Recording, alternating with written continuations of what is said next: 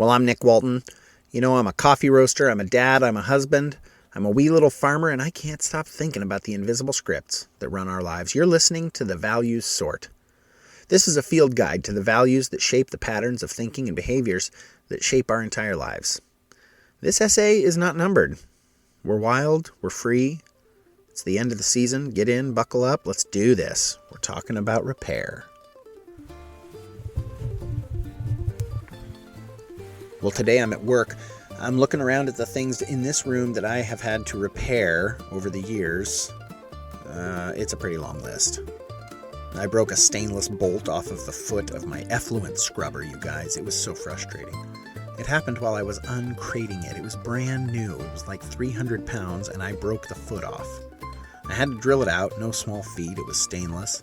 And then I had to retap it, and I had to cut new threads and manufacture a new foot with... Anyway, it was a whole thing. I did it, though. I have put holes in the wrong spot on the roof and had to patch them. I have soldered the wrong wires to the wrong spot on my bag filler and had to melt the solder and re-solder. I have repaired and maintained my roasting machine a number of times. Everything from replacing burners to rewiring for data logging software. I'm working on it all the time.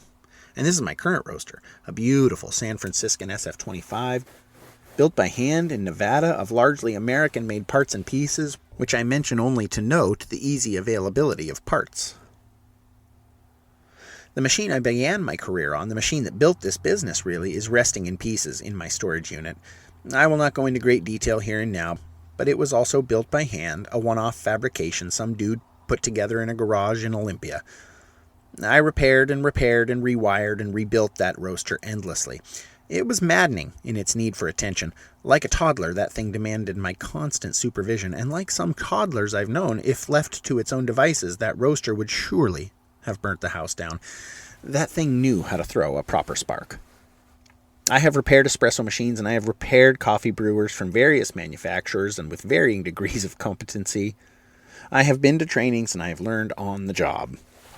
I've glued things back together out of sheer need, and I've paid dearly for new parts to swap in. I think of my home. Oh, you guys, my tractor won't start right now. It's a fuel issue, I'm fairly certain, but I haven't cracked into it yet because it's cold out there. But I will. I'll get to it, and it'll run. I am in truth stalling. Yes, now, here, as I write these words, the toilet and the shower are backed up in my home. I know exactly what the problem is.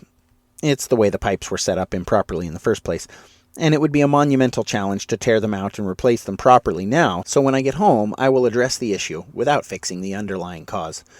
C'est la vie. When I think of repair, I think of thrift, and I think of the why behind repair.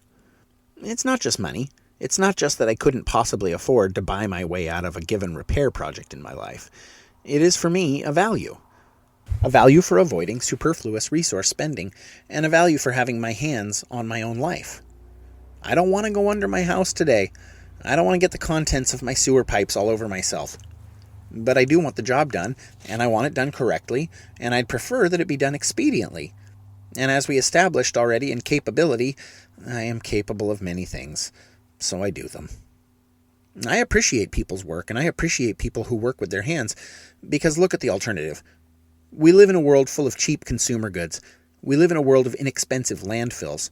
I just put stuff in a special can and a person comes and makes my hassles disappear into nowhere. We live in a world where we ship bales of fast fashion cast-offs to faraway locales for people to sort through endlessly in their quest out of poverty.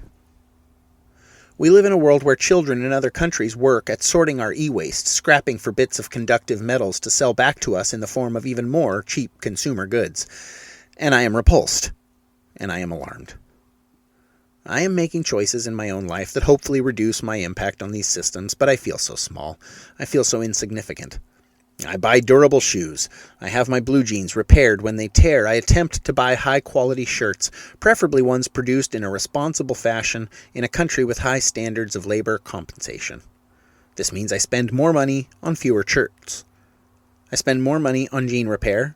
I spend more money on shoes, but less frequently. I am not sure I'm saving money overall, and I know I'm not personally saving the earth, so why am I doing this stuff? I don't know. To be honest, it's something about agency. It's something about living a life that I can be proud of and satisfied with, for and within my own self.